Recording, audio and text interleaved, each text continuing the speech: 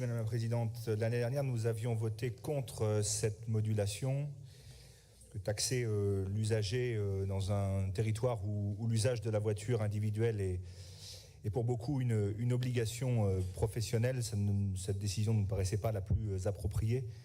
Néanmoins, eu égard au contexte qui a longuement été développé précédemment, je crois que l'heure est à la responsabilité et à la raison. Et donc, nous nous abstiendrons sur cette délibération.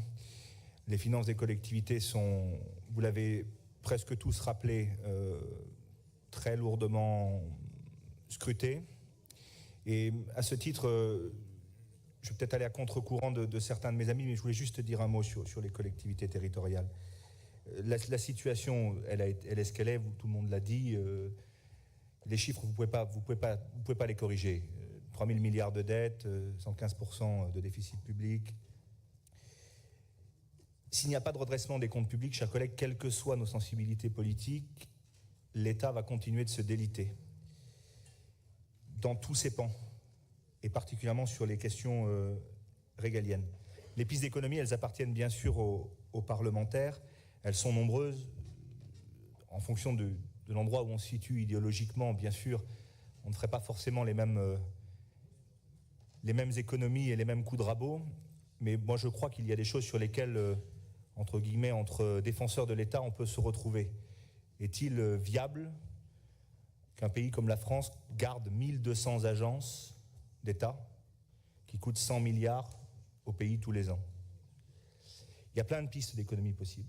Le tropisme des uns et des autres influencerait d'un côté ou de l'autre, mais il y a plein de pistes possibles sur lesquelles je suis persuadé qu'il puisse y avoir des consensus. Mais en ce qui concerne les collectivités territoriales, j'émettrai quelques réserves quand même, parce que ce que Florent Boudié évoque comme un besoin de financement à hauteur de 20 milliards, les associations d'élus contestent ce chiffre puisqu'ils l'évaluent à seulement la moitié, c'est-à-dire entre 10 et 11 milliards de besoins de financement. Ce n'est pas tout à fait la même chose. Et non, nous ne sommes pas passés de 5 à 20, nous sommes passés de 9,8 à peut-être 11 ou 12. Quand bien même ce chiffre ne serait pas juste et que les 20 milliards du gouvernement seraient réels, on va dire qu'on va couper la poire en deux. Donc on est très loin d'être dans ces exagérations-là. Vous dire aussi que les commandes publiques, dans un moment où on vous parle de relance du pays, de réindustrialisation du pays, la commande publique, c'est 70% les collectivités territoriales qui la portent. Sans collectivités territoriales pour investir, il n'y aura pas de relance dans ce pays. Le bloc communal, les EPCI, les mairies, les départements et bien sûr les régions. Mais les collectivités publiques, les collectivités locales gèrent toutes les politiques publiques de proximité. Le transport, pour les intercos, la voirie, l'assainissement, l'eau, qui rendent des services extrêmement concrets à nos habitants. Et si vous regardez aujourd'hui la défiance démocratique dans laquelle nous sommes plongés, seul le maire garde encore un semblant de sympathie et d'adhésion de la part de nos concitoyens. Donc attention à ne pas vouloir tuer le dernier lien qui subsiste, je le crois, avec nos compatriotes. Elles ont toujours été extrêmement dociles et facilitatrices, les collectivités territoriales. Le pacte de Cahors, je n'étais pas pour, mais nous l'avons appliqué. Nous avons, sans sourciller, payé la hausse du point d'indice, qui était une mesure de justice sociale, mais qui a été faite sans aucune compensation. Les mesures catégorielles comme le RIFSEP, nous les avons assumées dans nos collectivités locales respectives sans compensation. Et donc, c'est un peu facile aujourd'hui de venir dire il faut aussi que vous fassiez des efforts. Effectivement, certaines collectivités s'endettent pour investir, mais nous présentons des budgets en équilibre tous les ans, que ce soit la région ou la collectivité que je préside.